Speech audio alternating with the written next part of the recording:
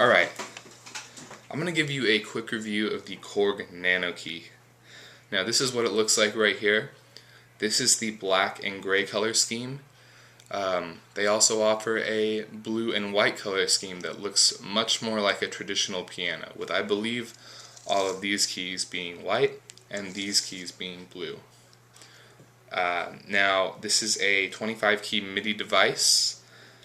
It's very compact. It's about 13 inches long. This is my 13-inch MacBook. In comparison, you can see that it's pretty much flush. So, you know, it's maybe 12 3/4 inches long, 13 inches long. So it's very compact. You can see how thin it is. If you know how thin a MacBook is, you can see in comparison right here the difference. It's about, I'd say, half the thickness of the bottom half of this MacBook. So it's a very small device. It would be great for, you know, traveling, musicians, stuff like that.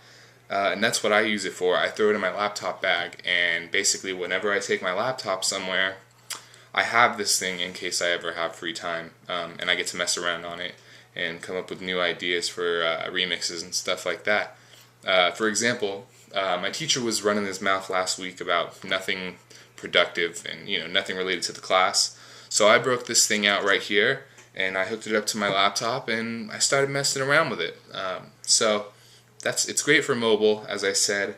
I wouldn't recommend it as your primary keyboard or, you know, what you're gonna make your productions on at all. It's definitely not made to do that. It's made to complement whatever you already have and act as an alternative. So let me go ahead and plug it in. These keys, you may not be able to tell, but they are like laptop keys.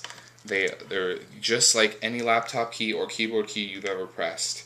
So keep that in mind. These are not keyboard keys. They feel completely different, but they do act and serve the same function.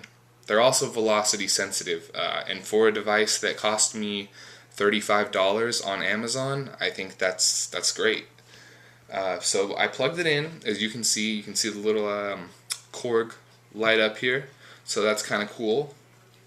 And also, it draws very little power. I don't know the actual spec, but when I plugged it in, my estimated battery life only dropped maybe 5 to 10 minutes. So keep that in mind as well. It's not going to kill your battery if you don't have a power source. So let's go ahead and run it here. I'll just load up something on Logic Studio real quick. Just load up an instrument for you, and I'll just play something.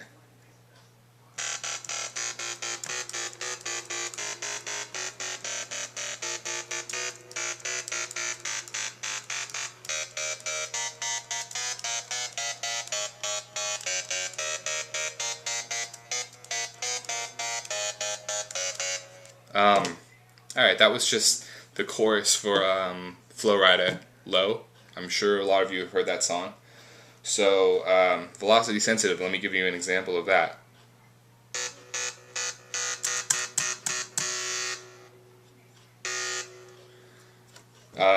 You may not be able to tell from the audio. I'm not sure if that really comes in, but there's a slight difference. It's not a huge difference, and it may actually just be the settings on my Logic Studio.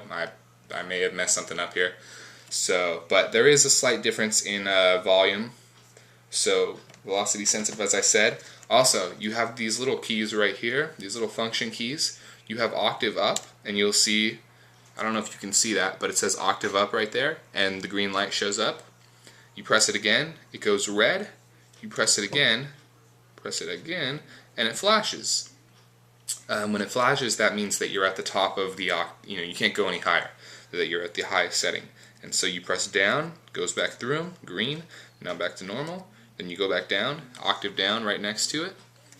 You keep running through them, same thing. And you can hear the difference, obviously. Here is the same key. Let's go down an octave, down, all the way down, and then all the way up. Also, there's pitch up and down keys.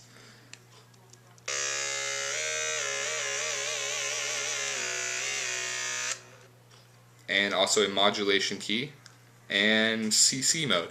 I'm not even sure what that is, to be honest. I have not even looked at the manual. so I don't know. But they are there, and they are functions of the nanoKEY.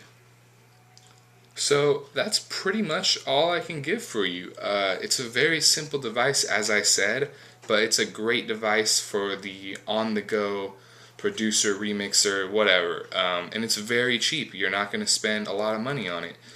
If you buy it at maybe Guitar Center, you're probably going to pay, I believe, $50. And I went into Guitar Center and tried to get them to price match, and they wouldn't give me anything. They wouldn't budge at all. So my recommendation is go on Amazon, and I believe there's a seller on Amazon that sells it for $35 if you want the black one. And the blue and white one is a little bit more expensive, but still cheaper than $49.99. So keep this device in mind. I give it a 5 out of 5. I can't tell you about durability yet. I've only had it for maybe a week, and I've used it once or twice. So I can't tell you how durable it is, but it does feel fairly well constructed. So give it a shot. You can't lose at $35. Give it a try. This is the Korg nanoKEY. Hopefully I answered all of your questions. And also, please check out my podcast. I'm a DJ, if you don't already know. My podcast is called the Monday Night Mix Show. It's on iTunes. It's absolutely free. Please check that out and rate it and review it. And next time I get a new product, any new audio product or tech product, I'll definitely review it for you. So if you have any questions, you know what to do. Leave a comment or send me a message, and I'll try and answer those questions for you. Korg nanoKEY 25 key MIDI device. Got it for $35 shipped on Amazon. So thank you everybody for checking this out.